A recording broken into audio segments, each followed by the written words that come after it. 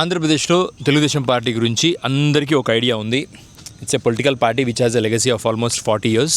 ఇవాళ నందమూరి తారక రామారావు అనే ఒక cinema actor who is inspired for the public service 1983లో ఏమో తెలుగుదేశం పార్టీని స్టార్ట్ చేశారు. ఆ తర్వాత ఇన్ కోర్స్ ఆఫ్ టైం రకరకాల ఈవెంట్స్, రకరకాల పరిస్థితులు విచ్ బ్రాటప్ చంద్రబాబు నాయుడు గారు 1995. ఇప్పుడు చంద్రబాబు నాయుడు గారు ఎలా సాధించారా పార్టీని? వెన్నుపోటు పొడిచారా? లేదు.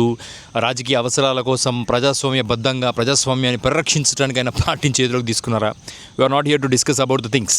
నా పాయింట్ క్లియర్గా, ఈరోజు పరిస్థితుల బట్టి ఆంధ్రప్రదేశ్ ఎలాంటి భవిష్యత్తును చూడబోతుంది, ఈరోజు నాయకత్వం ఎలా ఉంది, ఆ నాయకత్వపు మార్పు జరగబోతుంది తెలుగుదేశం పార్టీలో. Not for Andhra Pradesh but for the Telugu Desam party. Will that leadership be sustainable for the party and will that be sustainable for the Andhra Pradesh as a whole? ఇది నేను ఈరోజు డిస్కస్ చేయాలనుకున్న టాపిక్. సో మనందరికీ తెలుసు, నారా లోకేష్ గారు చంద్రబాబు నాయుడు గారి తనయుడు, నందమూరి తారక రామారావు గారి కుమార్తె కొడుకు, అంటే ఆయన మనవడు. ఆయనకున్న చాలామంది మనవళ్లలో ఈయన చంద్రబాబు నాయుడు గారి కొడుకు అవటం మూలన ఏపీకి ముఖ్యమంత్రి అభ్యర్థి అవ్వటానికి అన్ని అర్హతలు ఉన్నాయని చెప్పబడుతున్న వ్యక్తి. తెలుగుదేశం పార్టీకి ఇప్పుడు ఈరోజు నేషనల్ వర్కింగ్ ప్రెసిడెంట్. సో ఆ నేషనల్ వర్కింగ్ తీసేస్తే ఈరోజు తెలుగుదేశం పార్టీకి ఒక ప్రెసిడెంట్ అనే చెప్పొచ్చు. చంద్రబాబు నాయుడు గారు స్లోగా లీడర్షిప్ ట్రాన్సిషన్ అనేది నారా లోకేష్కి ఇవ్వబోతున్నారు. ఎందుకు? బికాజ్ చంద్రబాబు నాయుడు గారు wants his generation or his successor to become the CM of Andhra Pradesh. ఏ తండ్రికైనా అదే ఉంటుంది. చాలామంది డిబేట్స్లో పెడుతున్నారు, కొన్ని పొలిటికల్ పార్టీస్ కానీ, కొంతమంది ఎన్జిఓస్ కానీ. దే వర్ టాకింగ్ అబౌట్ అంటే లోకేష్కి అర్హత ఉందా, అసలు ఏం సాధించాడని కొన్ని ఛానల్స్ డిబేట్ పెడుతున్నాయి. ఇంకా ఏబిఎన్ ఆంధ్రజ్యోతి వాళ్ళైతే నవశకం పుట్టింది, నవనాయకుడు పుట్టాడు, ఇంకా తిరుగులేని తెలుగుదేశం ఆవిర్భవించబోతుంది. ఎందుకు ఏబిఎన్ ఆంధ్రజ్యోతి ఇటువంటి కథనాలు సృష్టిస్తుందంటే, you see they have the stakes in Andhra Pradesh in the money making politics. వీటన్నిటిలో స్టేక్స్ ఉండడం వల్ల ఏబిఎన్ ఆంధ్రజ్యోతి ఇటువంటి కథనాలు వడ్డించాల్సిందే. ఎవడైనా ఏబిఎన్ ఆంధ్రజ్యోతి ప్రజాస్వామ్యం కోసం మాట్లాడుతున్నాడు అంటే యూసీ నేను నమ్మను, నాతో పాటు నాకు తెలిసి మీరు కూడా నమ్మరు. నా వీడియో చూస్తున్న వాళ్ళు చాలామంది వైఎస్ఆర్సీపీ పార్టీ సపోర్టర్స్ ఉన్నారు. ఎందుకు చూస్తున్నారు అంటే, ప్రభుత్వాన్ని ప్రశ్నించినప్పుడు నాలాంటి వాళ్ళ వీడియోలు ఎంటర్టైన్ చేస్తారు, ఐ నో. కానీ my clear version is to make the people of Andhra Pradesh who believe in the future of Andhra Pradesh to understand what's happening in Andhra Pradesh. ఇవాళ నారా లోకేష్ గారు మన తెలుగుదేశం పార్టీకి ఫ్యూచర్ ప్రెసిడెంట్ని, దాన్ని అంటే నేషనల్ వర్కింగ్ ప్రెసిడెంట్ అనే పేరుతో ఆయన చేశారు. ఫైన్, బాగుంది. So is Nara Lokesh suited for the Andhra Pradesh? ఇది మనం ఈరోజు మాట్లాడుకోవాల్సిన అవసరం. ఇప్పుడు ఒక్కొక్క నాయకుడికి ఒక్కొక్క లెగసీ ఉంటుందండి. వాళ్ళు బ్రాటప్ ఎలా ఉంటుంది, వాళ్ళ యొక్క the way how they wanted to serve the people, how they are handling the positions in the parties, how they grew in the parties అనేవి చాలా ఇంపార్టెంట్ రోల్స్ ఇవి. ఇవన్నీ ఇంపార్టెంట్ ట్రాన్సిషన్స్ ఆఫ్ లీడర్. ఇప్పుడు నేను పాత ముఖ్యమంత్రులు, పాత నాయకుల గురించి మాట్లాడను, కానీ నేను చెప్తున్నాను. ఫర్ ఎగ్జాంపుల్, ఇప్పుడు మనకు బాగా తెలిసిన చంద్రబాబు నాయుడు గారు, మనకు బాగా తెలిసిన రాజశేఖర్ రెడ్డి గారు, మనకు బాగా తెలిసిన రోసయ్య గారు, మనకు బాగా తెలిసిన కిరణ్ కుమార్ రెడ్డి, జగన్మోహన్ రెడ్డి, ఇలా పవన్ కళ్యాణ్, ఇలాంటి వీళ్ళందరూ లీడర్స్గా ఎమర్జ్ అవ్వాలని ప్రయత్నం చేసిన క్రమంలో how they worked for it.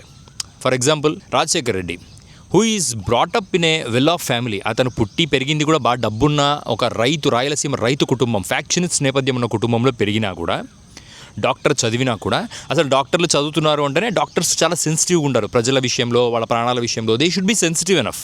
అంటే అందరూ ఉండాలని కాదు, కానీ ఉండాలి అన్నది నా అభిప్రాయం. సో అటువంటి సెన్సిటివ్ థింగ్స్లో చదువుకున్నా కూడా తన ఫ్యామిలీ లెగసీ కోసమో, ప్రజల పట్ల ఆకర్షితులు అవటం మూలానో, ఫ్యాక్షనిస్ట్ నేపథ్యం వలనో ఆయన రాజకీయాలకు రావడం జరిగింది.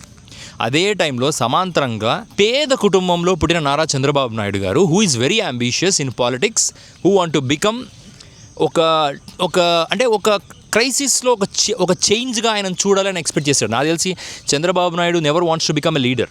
He wants to become the solution for many of the problems for which he faced.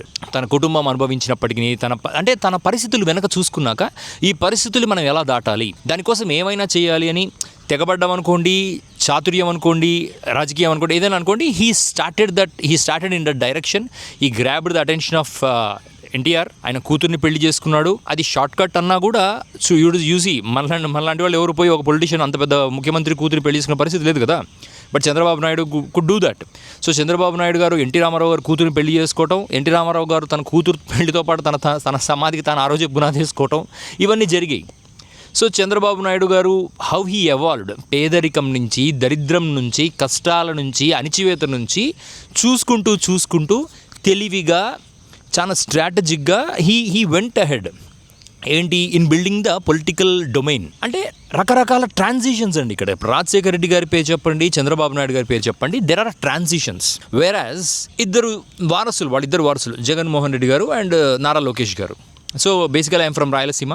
నాకు తెలుసు ఈ రెడ్ల పిల్లలు, కమ్మోళ్ళ పిల్లలు ఎలా పెరుగుతారు, వాళ్ళ బ్రాటప్ ఎలా ఉంటుందో ఒక ఐడియా ఉంది. సో రాయలసీమలో పెద్ద లగ్జూరియస్గా ఉండకపోయినా life style command over the people, అంటే ఒక ఊరిని మనం శాసించడం, ఒక గ్రామాన్ని శాసించడం, ఇటువంటి కమాండ్ అనేది రాయలసీమలో ఉంటుంది, సహజంగా ఉంటుంది. ఇంకా వాళ్ళ పిల్లలు, రెడ్ల పిల్లలు, you see how they will be brought up అనేది, దే విల్ బి మళ్ళీ చాలా అంటే రారాజుగా బ్రాటప్ అవుతారు. కానీ ఇక్కడ ఏంటంటే ఇంట్లో అందరూ ప్యాంపర్ లాంటివి చేయరు. తండ్రో తల్లో ఎవరో ఒకరు ప్యాంపర్ చేస్తుంటారు, మిగతా వాళ్ళు they will be trying to control that kid. But you see obviously మన మంది మార్బలను చూసి మనకు వచ్చే అహంకారము అవి డిఫరెంట్ థింగ్స్. ఇది రాయలసీమ నుంచి వస్తున్న నాయకుల పిల్లలు, అంటే not just Reddys, it's Reddys or Kammas. ఎందుకంటే మా ప్రాంతంలో కమ్మోళ్ళ జనాభా తక్కువ కాబట్టి నేను ఎక్కువగా రెడ్ల గురించి మెన్షన్ చేస్తాను, రాయలసీమ గురించి మాట్లాడాల్సి వస్తే. But when it comes to Andhra region, especially Vijayawada, Krishna జిల్లాలు చుట్టుపక్కల ప్రాంతాల్లో కమ్మ వాళ్ళ పిల్లలు ఎలా పెరుగుతారు? So you see I'm not making it universal, but నేను నిజం చెప్పాలి. ఎందుకంటే ఈరోజు మనం ఏంటి అనేది ఎక్స్ప్లెయిన్ చేయడానికి మన past will try to give some insights. ఇప్పుడు ఫర్ ఎగ్జాంపుల్ చాలామందికి ఎన్టీ రామారావు గారు తన కూతురు కొడుకుల్ని ఏమని పిలుస్తారో చాలామందికి తెలియదు. చాలామందికి తెలియని విషయం ఏంటంటే బాలకృష్ణ గారు, హరికృష్ణ గారు, జయకృష్ణ గారు. అసలు మీరు కానీ నేను కానీ మన ఇళ్ళలో మన తల్లిదండ్రులు కానీ మనల్ని గారు అని పిలుస్తారా? No chance. But NT Rama Rao గారు తన పిల్లల్ని గారు అని సంబోధించారు. పిల్లలకు గౌరవం ఇవ్వటం మంచిదే, కానీ గారు అని ఇస్తూ వాళ్ళని తలకెక్కించుకోవడం మంచిదా కాదా అనేది ఇట్స్ అప్ టు సబ్జెక్టివ్ అది. కానీ ఆ స్థాయిలో గౌరవం ఇచ్చినప్పుడు, ఆ స్థాయిలో డబ్బు ఉన్నప్పుడు, ఆ స్థాయిలో మన చుట్టూ కొంతమంది కులపిచ్చిగాళ్ళు చేరినప్పుడు, అన్నా నువ్వు తోపన్నా, నువ్వు తలుచుకుంటే ఏదైనా చేయగలవన్నా అంటూ మనల్ని బూస్ట్ చేస్తున్నప్పుడు అటువంటి వాళ్ళ పిల్లలు ఎలా తయారవుతారు? ఎంత హారిబుల్గా ఉంటారు, ఎంత రెక్లెస్గా తయారవుతారు, ఎంత ఇర్రెస్పాన్సిబుల్గా తయారవుతారు అనేది నేను ఎస్పెషల్లీ కృష్ణా జిల్లాలో చూస్తూ ఉంటాను. కొన్ని కుటుంబాలలో పిల్లలు. ఇప్పుడు కొన్ని ఇన్సైట్స్ ఇలాగే లోకేష్ గారు పెరిగారని నేను చెప్పను, కానీ ఖచ్చితంగా చంద్రబాబు నాయుడు గారి ఫ్యామిలీ సెట్టింగ్ నేపథ్యంలో, ఎన్టీ రామారావు గారి కుటుంబ నేపథ్యంలో, వాళ్ళ పిల్లలకి ఇస్తున్న గౌరవం లాంటి నేపథ్యంలో చూస్తే వాళ్ళ పిల్లలు ఎలా పెరుగుంటారు అన్న ఒక బేసిక్ అండర్స్టాండింగ్ అయితే ఉంది. Though I don't have the clear idea or data about it. So ఈ ఇన్సైట్స్ని సపోర్ట్ చేస్తూ రాజకీయాల్లోకి Nara Lokesh did not make a direct entry. 2014లో కూడా ఎమ్మెల్సీగా చంద్రబాబు నాయుడు గారి ఆధ్వర్యంలో ఎమ్మెల్సీగా లెజిస్లేటివ్ కౌన్సిల్లో ఎంటర్ అయ్యారు. ఆ తర్వాత ఆయన ఏదో చేశారు, ఏదో సాధించారు అని మాట్లాడారు. కానీ but you see finally in 2019 he lost in Mangalagiri in the direct elections. దానికి రకరకాల రీజన్స్ ఉన్నాయి. జగన్ గారి వేవ్ అయ్యుండొచ్చు, నారా లోకేష్ గారి అసమర్థత అయ్యుండొచ్చు, ఆ టైంలో తనేందో చెప్పుకోలేకపోయిండొచ్చు, రైట్ థింగ్స్ చేయలేకపోయిండొచ్చు, ఏదో ఒక అంటే వాట్ హీఈజ్ అనేది ప్రొజెక్ట్ చేసుకోలేకపోయిండొచ్చు, whatever it is. But 2024 Jagan గారిని దించడానికి నారా లోకేష్ గారు, చంద్రబాబు నాయుడు గారు వేసిన ప్లాన్స్లో ఖచ్చితంగా ఇద్దరు సక్సెస్ అయ్యారు. ముఖ్యంగా యువగళం అనే పాదయాత్ర. బేసికలీ నాకు తెలిసినంత వరకు పాదయాత్రలు చేసిన వాళ్ళందరూ సక్సెస్ అవ్వరు. But Nara Lokesh tried to convince people that his padayatra was successful. In fact Jaganmohan Reddy గారు ఆ టైంలో చంద్రబాబు నాయుడు గారిని అరెస్ట్ చేయించడం అనేది ఒక తప్పుడు నిర్ణయం అయినా కూడా, దాన్ని కూడా రెక్టిఫై చేసుకునే పరిస్థితి ఉన్నా కూడా జగన్మోహన్ రెడ్డి గారు ఆ టైంలో చాలా నెగ్లిజెన్స్ చూపించారు. దాన్ని కరెక్ట్గా వాడుకుంది చంద్రబాబు నాయుడు గారు. ఇక్కడ లోకేష్ గారి నేను కేపబిలిటీస్ని క్వశ్చన్ చేయలేము. యూసీ చంద్రబాబు నాయుడు గారు అరెస్ట్ అయినప్పుడు లోకేష్ గారు ఢిల్లీకి వెళ్ళి కూర్చొని పెద్ద లాయర్లతో మాట్లాడుతున్నాను అంటూ తన యాబ్సెన్స్ని చాలా ఒక వీక్నెస్గా జనంలో చూపించాడు. బట్ యాక్చువల్లీ చంద్రబాబు నాయుడు గారు కానీ లోకేష్ గారు కానీ they don't believe in strength to be shown in the public platform. So వీళ్ళ గుణం ఏంటంటే చంద్రబాబు నాయుడు గారి సెట్టింగ్స్ నేపథ్యంలో, అంటే ఆయన బ్యాక్గ్రౌండ్ సెట్టింగ్స్ నేపథ్యంలో this is what he can do. ఆయన ఎప్పుడు యూసీ పాలిటిక్స్ని నమ్ముకున్న వ్యక్తి came from zero to CM of Andhra Pradesh for fourth time, destroying NTR, and still he is capable of attaining the public's acceptance. ఇటువంటి పరిస్థితుల్లో చంద్రబాబు నాయుడు గారు ఈ అన్ని స్టేజెస్లో కూడా ఎక్కడన్నా పబ్లిక్లో డైరెక్ట్గా తన యొక్క ఇంటెలెక్చువల్ని కానీ తన యొక్క కేపబిలిటీస్ని కానీ స్ట్రెంత్ కానీ చూపించుకున్నాడా? No. All he did was politics. పొత్తులు, వేరే పార్టీలతో అలయన్సెస్, వేరే పార్టీ వాళ్ళతో మాట్లాడడము, బీజేపీలో టీడీపీ వాళ్ళని ప్లేస్ చేయటము, కమ్మ కులస్తుల్ని అగ్రస్థానంలో ప్లేస్ చేయటము, అది తెలిసి తెలియకుండా జనంలోకి అది వెళ్లకుండా ప్లాన్ చేసుకోవటము, బీసీల కార్డు ప్లే చేస్తూ వెనక మన వాళ్ళు ప్లే చేయటం. ఈరోజు కూడా మీరు చూడండి ఎంపీస్లో who are the strong MPs in Andhra Pradesh అంటే లావు శ్రీకృష్ణదేవరాయలు, పెమ్మసాని, సానా సతీష్, వీళ్ళే మనకు పబ్లిక్లో ప్రమోట్ అవుతుంటారు. మిగతా వాళ్ళు ప్రమోట్ అవ్వరు. ఎందుకు అంటే చూసి చంద్రబాబు నాయుడు గారు knows who can lobby well. So అలాంటి లెగసీ నుంచి, అలాంటి మైండ్ సెట్ నుంచి డెవలప్ అయిన నారా లోకేష్ గారు అలాగే థింక్ చేస్తారు. No other choice. సో అలాంటి నారా లోకేష్ ఎలక్షన్ ముందర రెడ్ బుక్ అనే పేరుతో వచ్చాడు. See red book can be justified for the party cadre, not for the people. Andhra Pradesh ప్రజలు రెడ్ బుక్ను చూసి నారా లోకేష్ గారికి ఓటేశారా అంటే కాదు. టీడీపీ క్యాడర్ రెడ్ బుక్ ద్వారా నారా లోకేష్ గారు మనకి మన సైకలాజికల్ మన వాళ్ళు ఈ వైఎస్ఆర్సీపీ వాళ్ళు పెట్టిన కేసులో అనుభవించిన ఈ బాధల నుంచి ఈ సైకలాజికల్ ప్లెజర్ పొందడానికి రెడ్ బుక్ సపోర్ట్ చేసింది. సో అధికారంలోకి వచ్చిన తర్వాత నారా లోకేష్ గారు started using that red book. ఆ రెడ్ బుక్ను ఒక ప్యారలల్ ఫోర్స్గా ఆంధ్రప్రదేశ్లో రన్ చేస్తూ వచ్చారు. తద్వారా టాప్ స్ట్రాటా నుంచి చిన్న కార్యకర్త వరకు వైసీపీ వాళ్ళ మీద తమ యొక్క ఆధిపత్యాన్ని చూపిస్తూ వచ్చారు. బేసికలీ రెడ్ బుక్ ఏంటి అంటే మాకు అన్యాయం జరిగింది, ఆ అన్యాయానికి ప్రతీకారం తీర్చుకుంటాం, ఈ స్టేట్మెంట్ వరకు red book was super successful. కానీ ఎప్పుడైతే రెడ్ బుక్ ప్రజాస్వామ్యంని హరించే విధంగా, అంటే ఇండియాలో ప్రజాస్వామ్యం అనేది పేపర్లో ఉందనుకోండి, కానీ ఆన్ పేపర్ కూడా ప్రజాస్వామ్యాన్ని హరించే విధంగా అరెస్ట్లు, హెరాస్మెంట్లు, కాళ్ళు దూరం చేసి పొలిటీషియన్స్ని కొట్టడము, ఇటువంటి అంటే వీటికి రెడ్ బుక్కు ఒక అడ్మినిస్ట్రేటివ్ మెకానిజం, పోలీసులు కొంతమంది తోడవటం, స్వార్థపరమైన నాయకులు అధికారులు తోడవటం, వీటి వల్ల ఐఏఎస్లు, ఐపీఎస్లు కూడా రెడ్ బుక్ బారిన పడి నలిగిపోవటం. అటు టీడీపీ వాళ్ళు నలిగిపోయి ఉండొచ్చు, వైసీపీ వాళ్ళు నలిగిపోయి ఉండొచ్చు. బట్ ఏమవుతుందంటే administrative mechanism at the core has got destroyed. So ఇప్పుడు మన ఇంట్లో దొంగతనం జరిగింది, మనం పోయి పోలీసులకు కంప్లైంట్ ఇస్తాము, మనం వైసీపీయా టీడీపీ అని చూస్తారు. Even though if you are a normal people, అంటే ఇప్పుడు నార్మల్ సిటిజన్ వెళ్ళి మా ఇంట్లో దొంగతనం జరిగింది అన్నప్పుడు నువ్వు వైసీపీయా టీడీపీ అని నువ్వు సింపథైజర్ అని చూసే స్టేజ్లో పోలీసులు వచ్చేసినప్పుడు ఇంకా సమాజంలో న్యాయం జరుగుతుందని నమ్మకం కోల్పోతుంది. అప్పుడు ఏం చేస్తారు, చాలామంది చట్టాన్ని చేతులకు తీసుకునే పరిస్థితికి వచ్చేస్తుంది. సో మన ఇంట్లో దొంగతనం చేసిన వాడిని మనమే పట్టుకోవాలి. ఈ క్రమంలో ఒక చట్టానికి, ఒక అడ్మినిస్ట్రేషన్స్కి మనకు ఉండే డిఫరెన్స్ ఏంటంటే ఎమోషన్స్. మనం ఎమోషన్తో ఆలోచించినప్పుడు క్రైమ్ చేసే పరిస్థితులు ఏర్పడతాయి. సో ఆంధ్రప్రదేశ్లో మీరు గమనించలేదు, స్టాటిస్టిక్స్ వైజ్ కూడా క్రైమ్ రేట్ పెరుగుతూ వస్తుంది. సో రెడ్ బుక్ అనేది ఒక లెవెల్లో స్టాప్ చేయాల్సిన నారా లోకేష్ గారు he still continuing, which is becoming ఒక నెగిటివ్ ప్లాట్ఫామ్ అయిపోయింది టీడీపీకి. కార్యకర్తల మైండ్లో ఒక ప్లెజర్ని తీసుకురావడానికి మనం చేసే ప్రయత్నము it will not be successful all the time. ఎందుకంటే కార్యకర్తలు ఆంధ్రప్రదేశ్ జనాభా ఎంతండి, దాదాపు ఒక 5-6 కోట్లు ఉండొచ్చు. దాంట్లో టీడీపీ కార్యకర్తలు 1,20,00,000 మంది ఉంటారు. మిగతా 1,20,00,000 వైసీపీకి కూడా ఉంటారు. మిగిలిన వాళ్ళందరూ సాధారణమైన ప్రజలు. వాళ్ళందరూ ఇరిటేట్ అయిపోయి, ఇబ్బంది పడిపోయి, స్ట్రెస్ అయినప్పుడు అది టీడీపీకి చాలా మైనస్ అవుతుంది.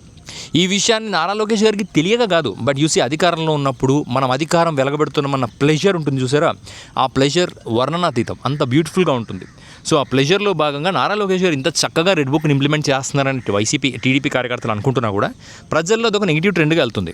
ఇటువంటి రెడ్ బుక్ని నడిపిస్తున్నప్పుడు దాన్ని క్వశ్చన్ చేయలేని పబ్లిక్ దాన్ని క్వశ్చన్ చేయలేని పరిస్థితి. ఇప్పుడు క్వశ్చన్ ఎవరైనా చేశారనుకోండి అరెస్ట్ అవుతారు. ఎందుకంటే మన రాష్ట్ర డీజీపీ గారు సోషల్ మీడియాలో ప్రభుత్వానికి వ్యతిరేకంగా పోస్టులు పెడితే అరెస్ట్ చేస్తామని డైరెక్ట్ చెప్తున్నారు. అంటే వాట్ డస్ దట్ మీన్? మనకు నచ్చని విషయం జరిగితే మేము అరెస్ట్ చేపిస్తామని ప్రభుత్వం డైరెక్ట్గా అధికార యంత్రాంగం ద్వారా ఒక హెచ్చరిక జారీ చేయించింది. ఇటువంటి పరిస్థితుల్లో పబ్లిక్ క్వశ్చన్ చేయలేరు. పబ్లిక్ క్వశ్చన్ చేస్తూ ఉంటేనే అధికారంలో ఉన్న వాళ్ళకు జాగ్రత్తలు తెలుస్తాయి. జాగ్రత్తలు తెలిసినప్పుడే వాళ్ళు అధికారంలో ఉండడానికి ప్రయత్నం చేస్తారు. When you are stitching the mouths of the public, అప్పుడు ఏమవుతుంది, ప్రజలకు ఒకే ఒక దారి దొరుకుతుంది, అది vote. For example you can see that in case of Jagan మీద ప్రేమతోనో, అభిమానంతోనో, భయంతోనో, దేంతోనో జగన్ మీద వ్యతిరేకతను ఎవరు చూపించలేదు. What does that mean? That means Jagan ఆ ప్రెషర్ అంతా ఓట్లో చూపించేశారు ప్రజలు. ఇప్పుడు నారా లోకేష్ గారు కూడా ఏమనుకుంటున్నారంటే నాకు వ్యతిరేకత లేదు, ఉన్న వ్యతిరేకత కూడా వైఎస్ఆర్సీపీ సృష్టిస్తున్న వ్యతిరేకత. No, that is not the case. ప్రజలకు వ్యతిరేకత ఫీల్ అవుతున్నారు, గ్రౌండ్ లెవెల్లో ఫీల్ అవుతున్నారు. టీడీపీ ఎమ్మెల్యేలు కానీ, టీడీపీ ఎంపీలు కానీ, the way they are putting pressure on the people. అభివృద్ధి పేరుతో, ఫర్ ఎగ్జాంపుల్ మీరు రకరకాల ప్రాంతాల్లో అభివృద్ధి పేరుతో, డెవలప్మెంటల్ యాక్టివిటీస్ పేరుతో తమ వాళ్ళ కాంట్రాక్ట్లు ఇప్పించుకోవడానికి, పబ్లిక్ ఎక్స్చెక్కర్ని దోచుకోవటము, ఇవన్నీ కాదని ఈ కరప్షన్ అన్న కంటైన్ చేసి ఆ కరప్షన్ నుంచి వస్తున్న డబ్బును అమరావతికి డైవర్ట్ చేస్తారేమో అధికార యంత్రాంగం అంటే no they are continuing the corruption and they are also diverting the public funds to the Amaravati. So ground లెవెల్లో మేము చూడాల్సిన బెనిఫిట్స్ ఏవి చూడట్లేదు, ఉద్యోగ రూపకల్పన చూడట్లేదు. ఎంతసేపు జగన్ని తిట్టడము. ఫర్ ఎగ్జాంపుల్ నిన్న జగన్మోహన్ రెడ్డి గారు జువల దిన్నకి వెళ్ళారు. ఒక హార్బర్ని డెస్ట్రాయ్ చేసే పరిస్థితులు క్రియేట్ చేస్తున్నప్పుడు, ప్రతిపక్ష నేత మాట్లాడుతున్నప్పుడు దాన్ని జనంలోకి తీసుకుపోనీయకుండా ఎవరో సోషల్ మీడియా ఇన్ఛార్జ్ని అరెస్ట్ చేయటము, దాని గురించి మీడియా అంతా కంటైన్ అయ్యేలా చూడటము, దట్ ఈస్ నాట్ ఓకే. ఎందుకంటే పబ్లిక్ ఇష్యూస్ గురించి మాట్లాడాలి అన్నప్పుడు పబ్లిక్ ఇష్యూస్ గురించి మాట్లాడాలి. You can not divert the issues. Amaravati మీద మాట్లాడినప్పుడు డైవర్ట్ చేస్తున్నారు, చిన్న చిన్న విషయాల పట్ల కూడా డైవర్ట్ చేయడానికి ప్రయత్నం చేస్తున్నారు. ఈ తరుణంలో నారా లోకేష్ లీడర్షిప్ ఎలా ఉండబోతుంది అనేది మనకు ఒక ఐడియా వచ్చేసింది. So what he is doing is he doesn't know the struggles of becoming a leader. ఒక గ్రౌండ్ లెవెల్ కార్యకర్త లీడర్ అవ్వాలన్న ఆస్పిరేషన్తో అంబిషన్తో ట్రావెల్ చేసినప్పుడు వాడు పడే స్ట్రగుల్ ఎలా ఉంటుందో అది నారా లోకేష్ గారికి తెలియదు. అది తెలుసుకోవడానికి ప్రయత్నం చేసినా అది అవ్వదు. ఎందుకు అంటే because you see it is an process అండి. అది మనం అనుభవించే ఒక వేదన. మన వేదన ఎదుటి వాళ్ళకి చెప్తే అర్థం కాదండి.